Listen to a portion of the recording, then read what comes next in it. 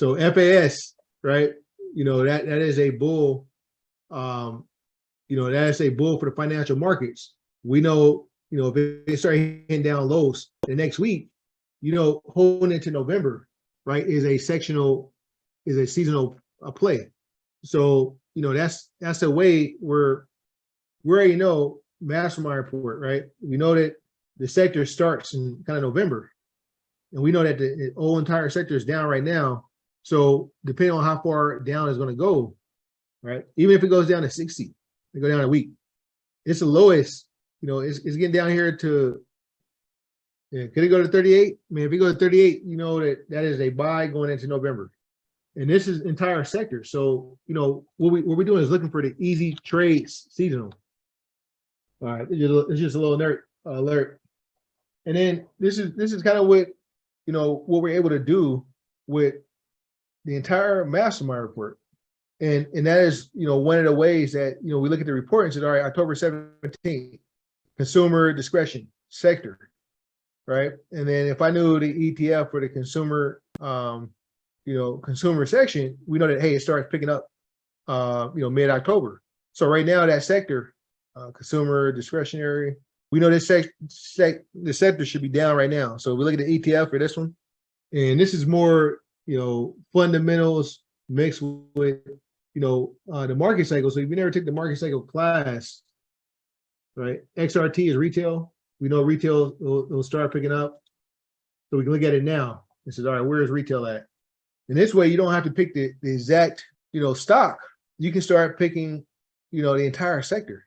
Right, you see, like down here last year around October, what is this? October 19th, right? October 19th, and then it started moving up.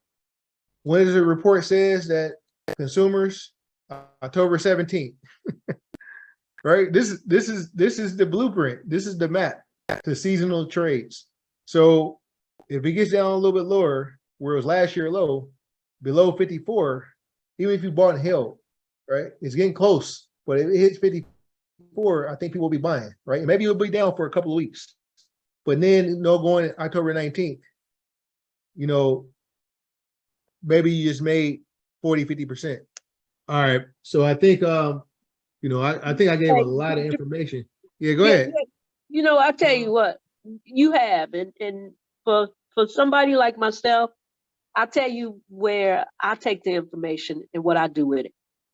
Every ticker symbol that you come up with, I put it in my trading view, because I have my trading view in front of me. I was in the restaurant, but I still had trading view in front of me. Now I'm in front of my computer. I've still put it in. I have the MMR report, and I read that, and then I take the information that you give us, and then I go in and I set an alert for at a certain point where it goes up or it goes down.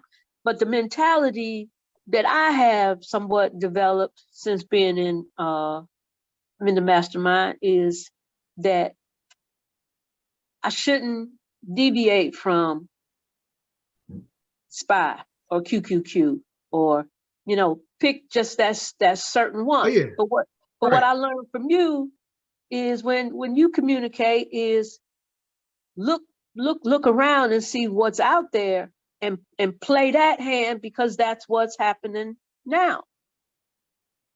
So so let me explain that. For new people, you can't track a cycle because you don't know what you're looking at when you start looking at all the different ones. So we say track one, so you just get used to trading, used to going out on a date, used to studying something, right? So this way you have questions on one thing. That's the real reason we say focus on one. So this way you're not all over the world, because now, other questions will come up and ask me, what is, FAS? Why do I like this one? Sometime, for me, like reading one audio book, I can take notes and really get it. But if I try to take notes on 5 different ones, I start confusing the message when I'm trying to learn. So we tell you initially, just learn and try to be profitable. So this way you can master like one, just to get comfortable, right? And then as you get more information, because you're gonna get more information no matter what, it is impossible not to be in an environment like the Mastermind and not get new information, all the different traders. And so, it's also like, what do you zone in on, right? Because you'll try to absorb everything. And that's why I say, I know right now I gave you guys a lot of information, but I wanted to give you the mentality of like, some of these trades are it's a cycle, and I'm trying to look for the easy trades, right?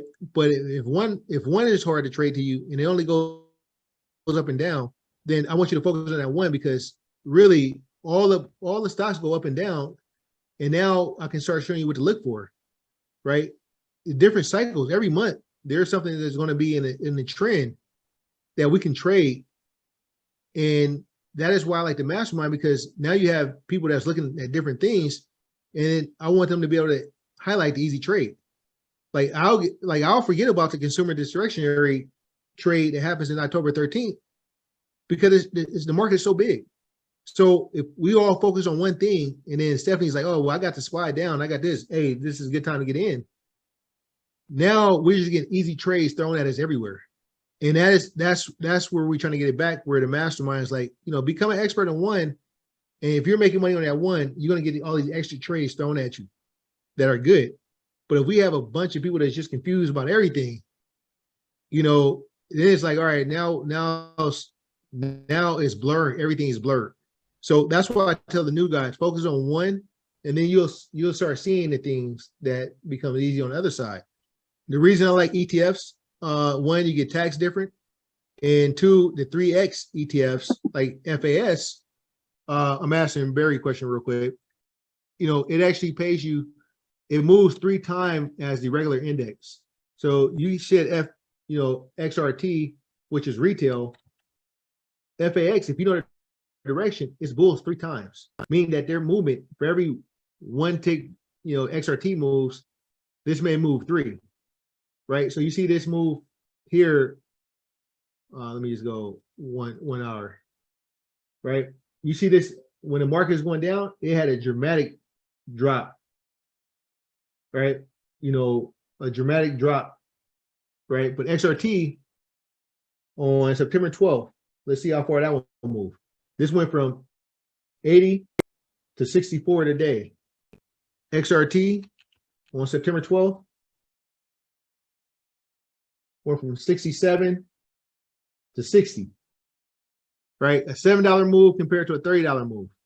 Then IWM, Russell, IWM.